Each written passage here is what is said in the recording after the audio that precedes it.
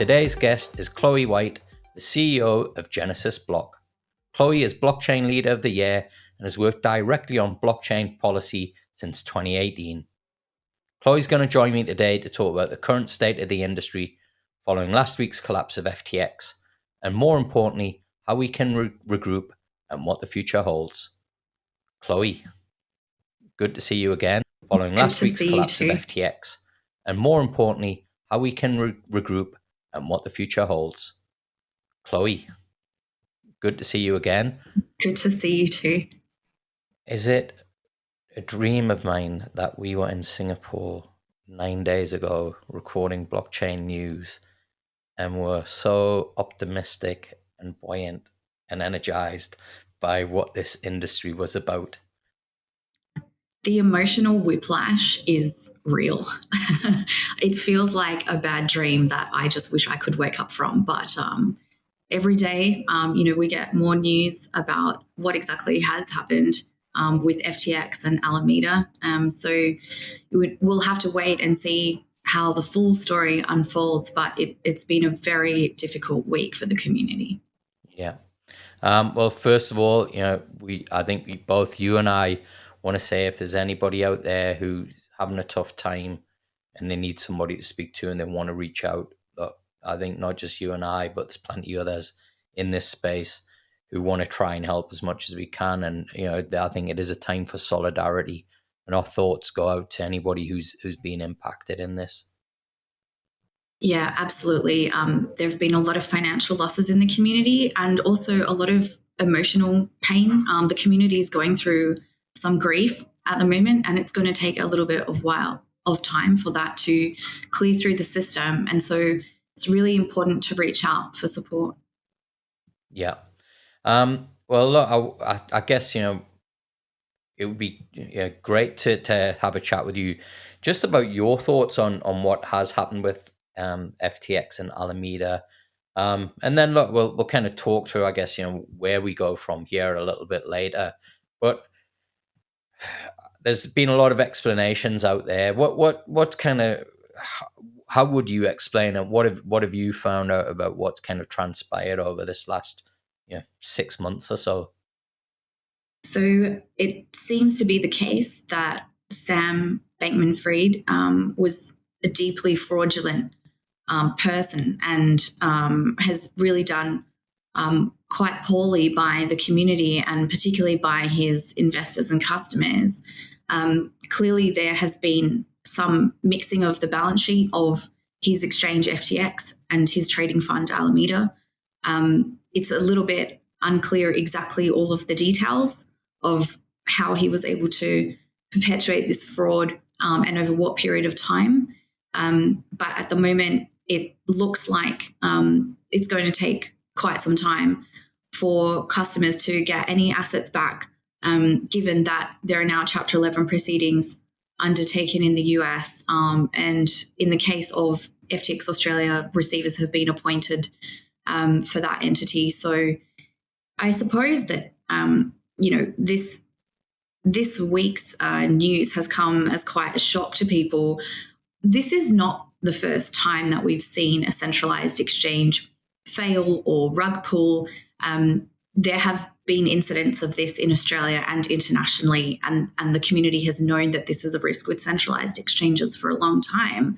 I think what has taken people by surprise this week has been the speed and scale at which FTX grew, given that it was a fraudulent operation, and also a sense of betrayal. The fact that Sam himself represented the industry in Washington and in Hollywood and was seen giving testimony in Congress about the benefits of regulation as well. He's, I think, the Bernie Madoff of crypto in that respect, where he was someone who held these positions of influence and power and was embedded in political and policy discourse in a very deep way. And so this is different to some of the other famous exchange failures that we've seen. And a lot of people have been comparing it to Mt. Gox. And there have been other events such as Terra Luna and 3AC, but this one has hit the community differently because of that sense of betrayal. And I suppose the fact that there were a lot of retail investors that had been exposed who were not necessarily, just crypto OGs or people who were kind of deep into smart contracts and that sort of thing. So I think that's kind of adding to people's anger and confusion and wanting to understand, how did this possibly happen and what kind of faith can they have in the industry going forward? So that chat that you and I had on blockchain news, we covered regulators and we covered crypto exchanges, and Singapore made it really very clear that they were supportive of blockchain technology, distributed ledger technology, could see great use cases for things like payments, but were, I guess, against crypto exchanges and speculation and trading of cryptocurrencies. I'm assuming pretty much every other government's probably going to be taking the same mindset as the Singaporean government. How does the industry kind of come back from this, and how do we educate regulators on the difference between a centralized exchange and decentralization, which is really what this technology is all about? That's a really important point. And I think one of the things that has been driving so much fear in the community in the last week is that regulators and policymakers are not sufficiently educated about what is the difference between what they call CeFi and DeFi. And a lot of the regulation that has been worked on around the world so far, like the MiCA policy in the EU, for example, it has been focused on CeFi, the centralized entities in the space. And so the concern is that all of crypto gets lumped under one label, and then everybody gets punished, even if those risks are not relevant across every product or service, out of a feeling of pressure and a sense of urgency that we could throw the baby out with the bathwater, essentially. Yeah. And so coming back to the example of MiCA, that has already passed Parliament in the EU, but we know that European policymakers are continuing to look at issues in the industry. MiCA is not where policy development ends. And so we can expect that there will be more scrutiny applied to whether there needs to be more regulations or changes to regulations in response to this. I think that we're certainly going to see a reaction out of the US and other jurisdictions as well. But different jurisdictions are at very different points of their policy journey.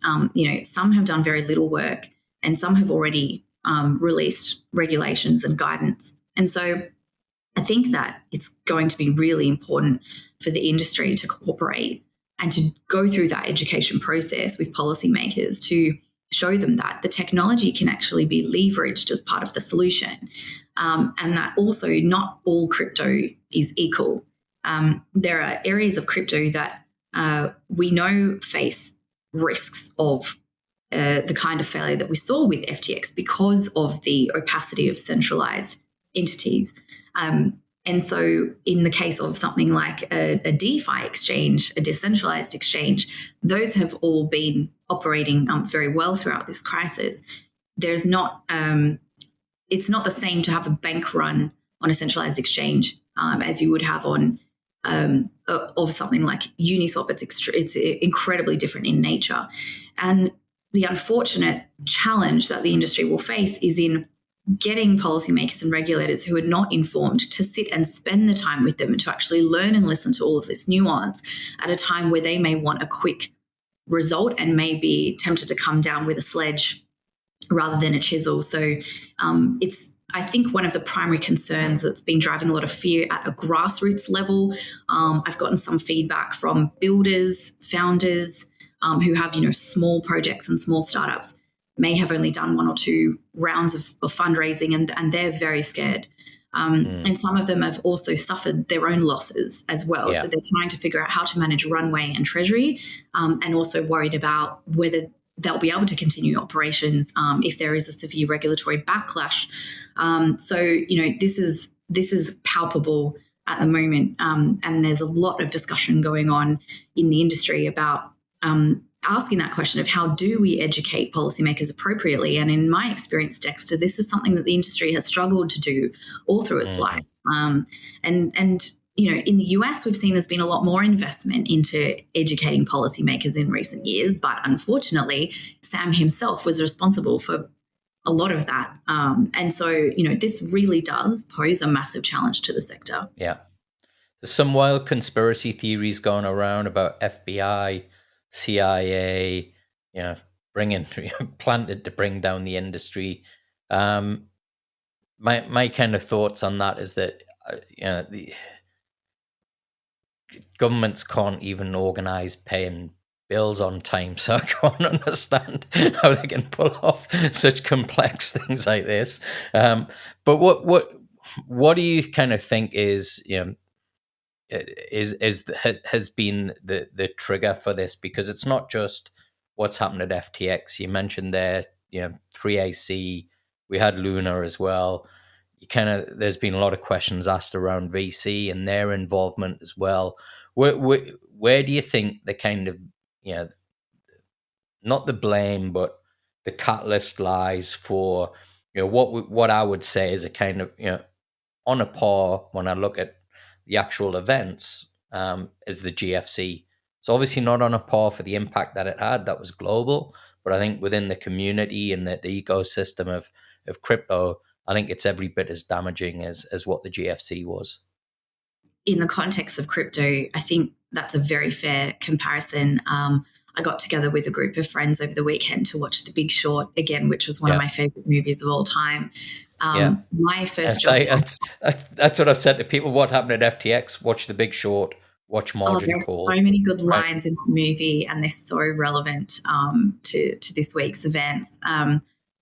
The first job I had in my career was as a receiver in the global financial crisis, working on a liquidation of a company that had failed at that time. And it really was a formative experience for me. It left quite an impression, seeing the impact on everyday people, and week by week watching one disaster after another, you know, from Bear to Lehman. And, you know, the economy has really never been the same. The scale of losses that occurred in the GFC are orders of magnitude greater in terms of absolute numbers of money lost and jobs lost and things like that. The crypto industry is a very small part of the financial market, and the blockchain industry spans other industries other than finance. So in terms of what the mainstream financial community or population would be thinking about the FTX collapse, it feels like Armageddon to people who are inside the industry. But the reaction from outsiders has been, oh, okay, another exchange has failed. And I think, again, coming back to those cultural factors and the sense of betrayal and the cultural impact that Sam and FTX had on the industry, they may not fully appreciate what this feels like to people on the inside. So, you know, perhaps some small comfort for people in the community is we know this is a really big deal for us, but it doesn't necessarily mean that people looking on are saying this is the end of crypto or this is the end of the industry. And some people have rightfully pointed out that as stunning as Madoff was, that wasn't the end of asset management or investing. So neither will the FTX tragedy be the end of crypto or be the end of trading or exchanges, but it certainly is a setback. I think we can't deny that it's going to be a long, hard road to rebuilding. And what we need to do is understand how we can educate people about risk and how we can elevate, I think, more risk appropriate ways of running businesses and investing. It's very hard because you can't give people advice easily about this issue as an expert. If you're an expert, it's probably because you are licensed as a financial advisor, or you have director's duties, or you are a government official, for example. And those people can't freely speak publicly about a lot of the risks in this space. You know, for me personally, like I often look at an asset like FTT and go, well, why the hell would anybody want to invest in that? Yeah. But I can't publicly be tweeting or saying things on LinkedIn along those lines. I can now because it's gone to zero, but I can't say that at the time because, I've been in government for a decade, or it may make me it may give people the impression that I'm biased or something like that. So, I see a lot of people making terrible decisions, but the only way I can really advise anyone is if a private institution comes to me for consulting services, and then I can tell them behind closed doors, but I can't publicly say a lot of these things. And I think there's a lot of people in the industry who do have expertise, but their hands are tied the same as mine would be. And so, how do you solve that problem? That's going to take a lot of time. I think in the US, the authorities there have said they want to do more proactive education. And they're not the only jurisdiction who's looking at that. The way this has been discussed in Australia is Blockchain Australia in the Senate inquiry. I worked with Blockchain Australia and some industry leaders to put together a recommendation for the Senate that the AFSL regime should be reviewed in the context of crypto. Unfortunately, that was one of the few recommendations that Blockchain Australia made that actually was not accepted by the Senate committee.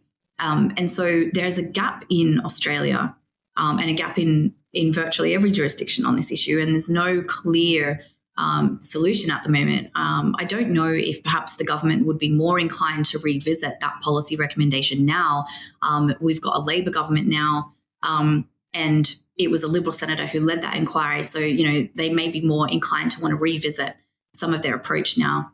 Yeah. But, at this point in time, I think it's very tricky because people have turned to social media and influencers who don't necessarily disclose their financial conflicts of interest or their bias or may not be qualified.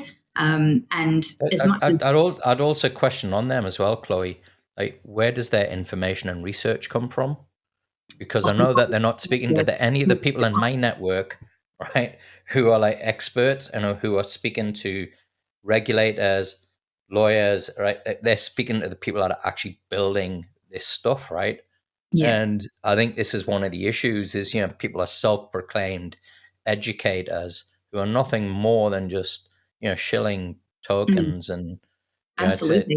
And I think like that's one side to it. And then I think the other side that we've got is, and it's always been a challenge, I think is, well, what actually are these things, right? From an investment perspective, if I'm buying tokens, do I have shares in this project?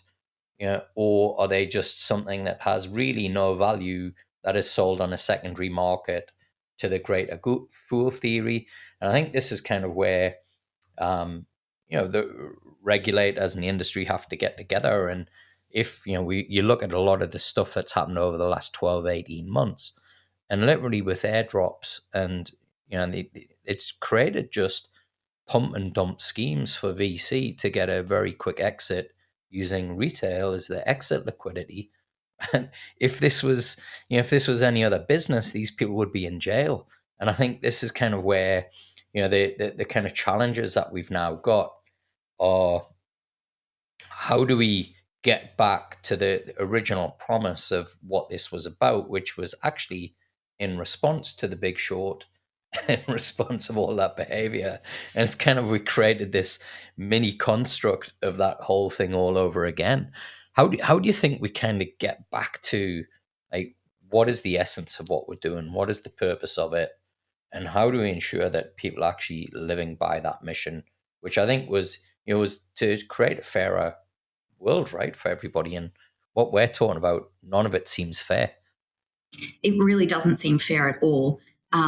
When we were at the Singapore Fintech Festival last week, one of the... It wasn't last week. It was about a year ago, I'm sure. It was about a year ago. One of the comments that I made on the panel about institutional investing is that we need to have better valuation models in the industry. And I think some leadership on this may end up coming from institutions, because when you look at the data and the surveys on institutions that haven't yet allocated to crypto, one of the top reasons that they cite as to why they're not investing in crypto is because of the lack of valuation models. And so, we as people who understand the industry deeply would know that a Bitcoin is not the same as an Ethereum, which is not the same as a Dogecoin, which is not the same as a stable coin. But if you don't understand the nuance of how these tokens are constructed, what their mechanics are, what are the buy and sell pressures on them, where do they come from, and what are they used for? Do they represent equity? Do they represent something else? That's something that does require expertise. And on the outside, again, the impression is, well, if it's mostly Bitcoin and Ethereum and it's, some kind of weird pseudo equity or weird, funny internet money, it all must be garbage. If it was a real asset, it would be a traditional asset. And so, of course, that's a terribly missed opportunity for someone who's going to write off the entire crypto space. But unless institutions are incentivized to work on those valuation models that build all of that nuance in, I don't know who is going to be incentivized to do it. And so, as you said, what that leaves us with is a space where unqualified and biased and conflicted influencers are unfortunately lining their own pockets with retail money. And you've also mentioned, Dexter, the sort of exit liquidity scam where people basically build tokens just to dump them on retail, again, lining their own pockets and not necessarily building things of value. So, these are massive risks for people. And then when on top of that, they go and trust their assets with an unregulated or unlicensed firm or a firm that is poorly regulated. I've gone and reviewed the legislation in the Bahamas that applied to FTX International and where all of this was going on. And FTX and Alameda have been based out of the Bahamas since last year. It was super thin. And you can go and see on the Bahamas Securities Commission website, there's, a handful of pages of regulation that applied to FTX. And there was nothing in there about, them being required to have a board or, there's no real stipulations around wallets or on-chain supervision or custody of assets, prudential, capital, collateral, a lot of these governance and crypto native issues as well that are just ignored. The legislation essentially just says you've got to submit a business plan that has some financial forecasts. You've got to, appoint a compliance person, register with us, and then, send us your financial statements. Well, FTX was audited and the auditors missed the fraud that was going on. So this kind of gives us a bit of an indication about where the gaps are in the regulatory discussion. But I think that, if you look at this supply chain of risks that is posed to a consumer from token issuance through to distribution, through to custody, those are so many different pitfalls that anyone could fall into at any time. So it really is quite risky. Right. So look, I want to kind of try and look at the future now and take some positives from this. One of the big positives for me is that Bitcoin has just kept on doing what Bitcoin does throughout this whole period. And let's not talk about how it's pegged against the US dollar. Let's just talk about the fact that, as a system, it's kind of, I don't want to say faultless, but it's pretty impressive how it's just kept on doing what it does. Every disaster that the industry has faced and is facing now makes Bitcoin look better and better. People call it the adult in the room of crypto. It does what it says on the box. It's reliable. And, it's something that if you really look and see how brilliant it is in terms of its design and its simplicity and what it does, its transparency as well, the fact that it is truly decentralized, it really provides a really solid foundation for then understanding what are the trade-offs that other projects have made in designing their tokens and what the purpose of their tokens are that are different. So I agree with you, Dexter. I think, Bitcoin is, people say honey badger don't care. Bitcoin just keeps producing those blocks every 10 minutes. Yeah. I think one of the other things that we're going to see, and I've seen this kind of post GFC, Whilst unfortunately people did lose their jobs, there was also a lot of job creation, particularly around risk compliance and the putting in, I guess, the measures and the processes and the systems and the technology to make sure that this didn't happen again, as well as the education piece. Um, we've talked a lot about the issues around um, exchanges acting as custodians, and I can't help but think that now this is an opportunity for banks to now to start to provide the off ramps and the on ramps, which I think has been one of the biggest issues that we've had for adoption. We've been guilty as an industry of thinking that CX doesn't matter and user experience doesn't matter. And these things are pivotal in order to make this I guess to go mainstream. What do you see as being the kind of areas where you think if there are going to be opportunities out of this that we can focus our time and our energy and it's going to be worthwhile? I think aside from that education piece that we discussed and engaging constructively in policy discourse, I think you're right. Trust has been broken. Confidence is low. And so a bank, for example, if it does have a trusted brand, has an opportunity there to start providing products and services to the market. And also, as we've discussed, some of these properly decentralized and valuable projects and protocols hopefully will be elevated and have a moment to shine. I think that in Australia, there's been some uncertainty for a number of years where the industry has been asking for clarity on how do custody rules apply to crypto. And it's been hard for industry to get that clarity in Australia. So, even if there are banks who see that opportunity, and I know that they do because I talk to them, it is going to be challenging for them to offer custody, again, without that policy framework in place. It's hard to get insurance, it's hard to get banking, it's hard to have the basic business infrastructure that's required to provide any service in this sector. So we do need to ultimately make sure that we're putting forward I think policy proposals proactively, because if we allow the government to do it and then the industry is in a reactive position, that's when I think we end up in that risky world that we talked about where through a sense of urgency, government ends up, I think, regulating in a way that actually doesn't get that balance right. Yeah, we've seen that with the Royal Commission, right? Where they've made it now almost impossible for anybody to provide affordable financial advice to the very people that need it, right? It's kind of crazy.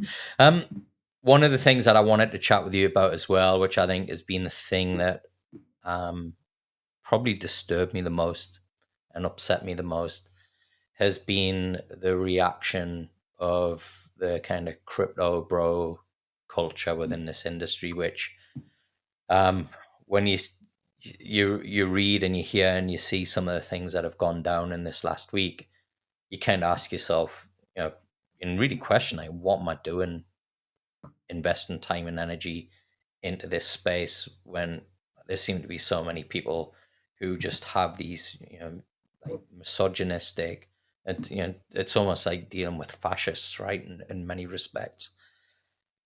What's been your kind of take on the responses that we've seen this last week, and what do you think we need to do to flush this out of the industry? There's been a real mixed reaction from the community this week, and what I've observed at a grassroots level is a lot of fear-driven behavior and lashing out. I think people feel disempowered at the moment. The man in the industry who purported to represent them in Congress has turned out to be one of the biggest frauds in the history of the sector, if not the biggest. And so that fear and I guess uncertainty about what this means for them has caused them to behave at their worst and quite poorly. And that kind of sexist and anti-Semitic commentary and personal attacks and things that have been going on have been really stressful and upsetting to see. I think on the other hand as well, these times of crisis really show who are the true leaders in the space.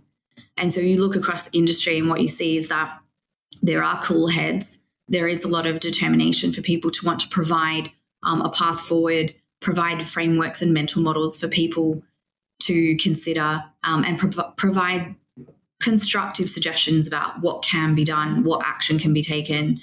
And so I think that there are a lot of good role models around in terms of how can we cooperate, how can we work together, how can we look to the future. I think as we discussed at the start, it's going to take some time for people to go through that grieving cycle of emotions that they need to flush out of their system. But it is really disappointing to see that some people are letting that fear and anger get to them and cause them to act in the worst of ways. We've talked before about there being this sense in the industry that there is a culture of crypto bros. And a lot of this I see as being, connected to internet culture and Twitter culture, where people, not even necessarily anons, but just people online, they get behind a keyboard and something about that makes them want to lash out and be so rude.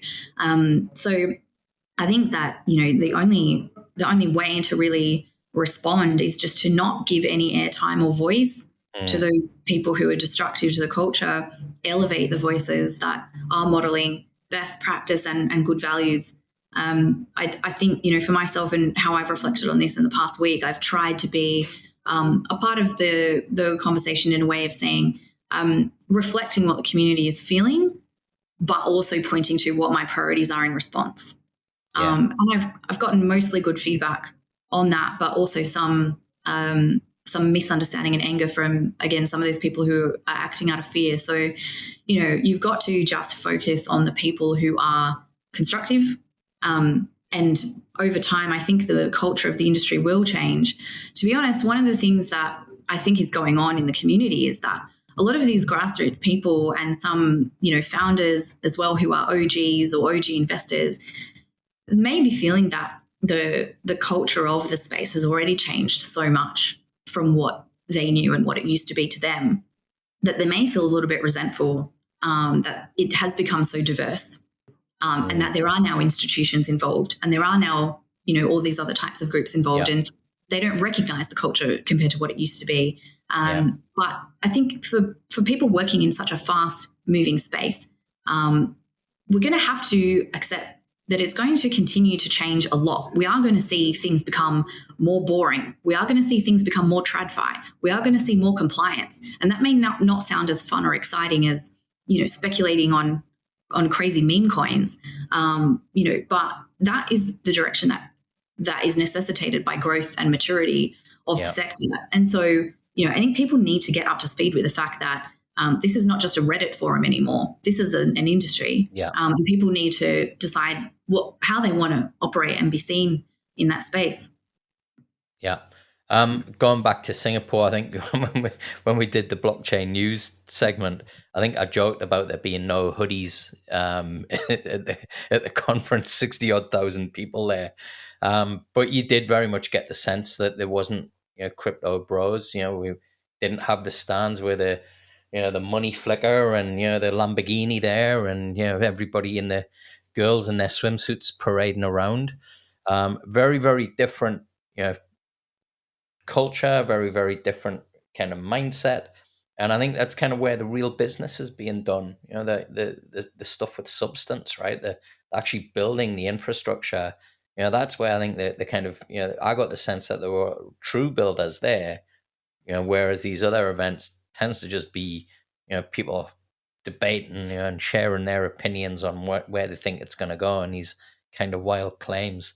Do you think, and I don't want to name any names, but Twitter's a great example of where people are just obsessed about posting their hypotheses on what the economic future is going to look like, and the world's going to run on Bitcoin, or whether it's going to be worth X in 2025. I think that's been the thing that's really disturbed me, is that despite the crash and people clearly, some people clearly losing everything, you've still got others on there who are trying to pump up the price of tokens that they're invested in. They've got a vested interest. Kind of, where do you think regulation needs to come there? Because my sense is, the people that I speak to within the industry, particularly in Australia, I think, and especially the exchanges, want more regulation. There's one or two where I think I've seen some kind of crazy stuff, like I'll not name who it was, but on my birthday, I get an email saying today's a great day to buy crypto. Right? my birthday. How's that, right? Like, so how do you think we kind of regulate this? You know, what I think is the marketing and the advertising stuff, which financial services, you know, they do a really good job of regulating that, where you have to have, from a product perspective and a marketing perspective and advertising perspective, you can only use certain words. You can't make claims. We've got none of that in the crypto industry. How do you think it's more of a case of that's the thing that needs to be regulated first, and then we can kind of start to focus around some of the more complex stuff? In my observation, the jurisdictions that have done better on this are jurisdictions that have actually developed crypto industry policy. And I think there's been a resistance to doing that in Australia because there is a huge commitment to this idea of technology neutrality, which says, well, we just need to figure out what's a financial product and not, and what is not. And then we'll know what gets regulated under the Corps Act and what gets regulated under the Consumer Act. However, that leaves a huge amount of uncertainty for all the supply chain of issuers and distributors and infrastructure providers to go, okay, well, that's great, but if you, government, are not going to tell us which falls over the right and left side of the line, then we don't really know what licenses we are eligible for, if we should be applying for them at all, and what does this all look like, and what about the specific features of the industry where you can't really be technology neutral. And custody, again, is sort of an example of that, where you need crypto native regulation. And so I think that, governments are going to have to make some decisions about, actually whether they need to create some bespoke legislation. And I think, to Senator Andrew Bragg's credit, he has proposed this idea of there being an act for the industry. I think sometimes, speaking bluntly, policymakers need to get off their high horse for a second. We love in the policy community to talk about these principles and these frameworks and things like that. But enough years have passed now with such little progress on mitigating any of these risks. I think it's time to really start to get a bit action oriented, not in that urgent sense of the sledgehammer, but really actually starting to be a little bit creative and thinking about what are the policy levers, and what's kind of a sensible, pragmatic way of approaching this. I think there's a little bit of a ivory towerism going on in some jurisdictions where people are kind of reluctant to look at creative policy development, or they simply are not informed enough or don't feel informed enough to look at crypto native regulation. So, there have been some crackdowns on influencers, crackdowns on marketing, solicitation, those sorts of things. But, it does depend on the jurisdiction. And so, that's kind of the challenge that I would put to policymakers. Yeah. When you look, because you've got a bit of a global view, which government would you say, or which country do you think is kind of leading the way around policy and regulation of blockchain technology and crypto? So I do operate globally, and I think on this issue of kind of marketing, it's been a big topic of interest in Singapore and in the UK in terms of having a fully fledged out framework. I think the EU has undergone a lot of effort to get MiCA passed through Parliament, and it's not a perfect system, but I think it provides a lot more clarity, than in a jurisdiction like Australia or the US. I think that there's a lot of work going on in the Middle East. Pretty much every jurisdiction in the Gulf is doing something in this space. In the US, there's been some highlights in a few select states that have kind of specialized in different areas of policy, but there's no comprehensive framework, and there's no federal clarity across the supply chain. So, that's kind of the summary overview. Some Asian jurisdictions as well, they had regimes set up a number of years ago. So, everyone's kind of moved at a different speed. I think that it's going to be really important for regulators to cooperate. It's going to be quite a tangled web with all the different policy responses and priorities that different jurisdictions have had. But the priorities, in my view, really need to be looking at these issues of transparency, on-chain governance, custody, and those issues as well around rehypothecation and dealing of capital and collateral as well. Do you think then perhaps this FTX event could be the catalyst that does bring countries together and regulators together to actually start to really kind of flesh out these issues together rather than in separate jurisdictions? Because I think one of the things that really struck me about FTX is people were impacted globally, but not necessarily in the US because it is domiciled in the Bahamas. Yeah, absolutely. Look, I think this is going to increase cooperation between regulators, and regulators are going to have those information sharing agreements. In terms of international global level cooperation, multilateralism in traditional finance has been extended to the crypto asset sector in some select cases. So we see the BIS has done some work on Prudential. We see the IMF has done some work, and there are bodies like the OECD who do take a global view and do some. I think the OECD does quite good work in this space. It's very hard to coordinate globally, but I suppose that whether FTX does help to prioritize this industry, I certainly hope so. But again, we need to make sure that the industry is right there alongside them, making sure that they're feeding into the process. And I think with some of these international bodies, there's been some criticism that they've been accused of only doing tokenistic consultation with industry as sort of a ticker box exercise and not really genuinely taking the time to get skilled up. Australia's invested a lot more in its resources in a public sector sense following the Senate inquiry. And that Senate inquiry process, I think, was quite an important and influential one. But, we do have a new government in Australia now. So we also need to get a better sense from an Australia-specific point of view of, what the government's plans are. The government has continued on with some of the work that was already underway at the time of the election, but we haven't really seen any public communications from the government on how they're going to prioritise that. Previous Treasurer Josh Frydenberg had very clear timelines that he had set out with milestones for different sub-priorities. And so it would be great if we could see something like that come from the now Labor government so that the industry could get organised and plan. Yeah. This is a fairly resource-constrained space, despite appearances on social media. And so, it's important to make sure that the industry has that opportunity to feed into whatever happens next. Yeah. If we kind of take the crypto element out of it and you look at actually the use cases and the utility, I just can't understand how governments aren't putting everything into it, right? When you think about the amount of money that is locked up just in global trade, right? You look at the systems that banks are using. They're still using green screen MS-DOS, right? Computers for trade finance. And you're talking about trillions and trillions of dollars that's locked up every month. It's taken 4 months to kind of get things moving. I just can't understand, right? Like why this is not a priority. And yet, the talk is about, and I guess, look, the question to you is, do you think that the problems are ones that the industry has created itself, right? The kind of perception of, crypto bro culture, the speculative nature of it, is that the kind of innovation piece and the utility has just been lost, right? And it kind of, I see all these comments on LinkedIn and people who aren't really involved in this space have got strong opinions about how there's no utility.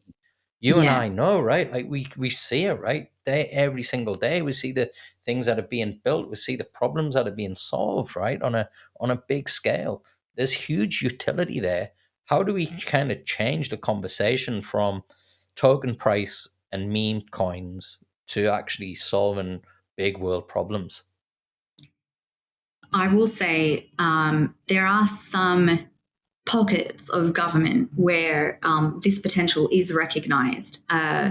The Australian Border Force has done some really cool stuff on blockchain with international trade. IP Australia has done some great work on traceability.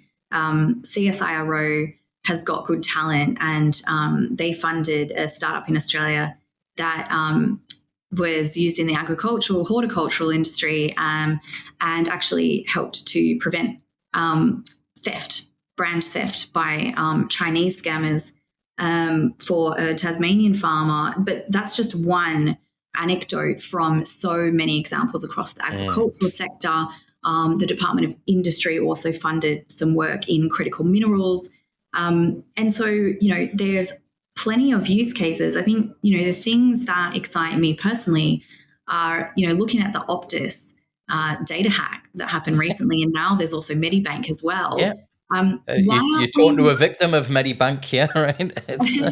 why aren't we using technology like zero knowledge proofs and distributed identity solutions? There are international standards under W3C. There are people building this stuff.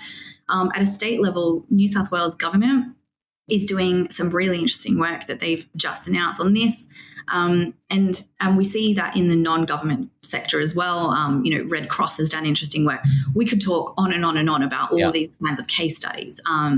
And they cut across finance and lots of different industries. So I think that, these stories don't get elevated because they're not as interesting in the sense that, I think people are very attracted to financial use cases, and a lot of the financial use cases are speculative, which makes them exciting. Yeah. There's an aspect of gambling to them. There's also a lot of humor and meme energy that kind of goes into them. They have, viral cultures that you just don't see in, horticulture. It's really not the same group of people that appeals to. So a lot of the airtime then and how media responds and how government responds is it kind of follows where the noise is. Yeah.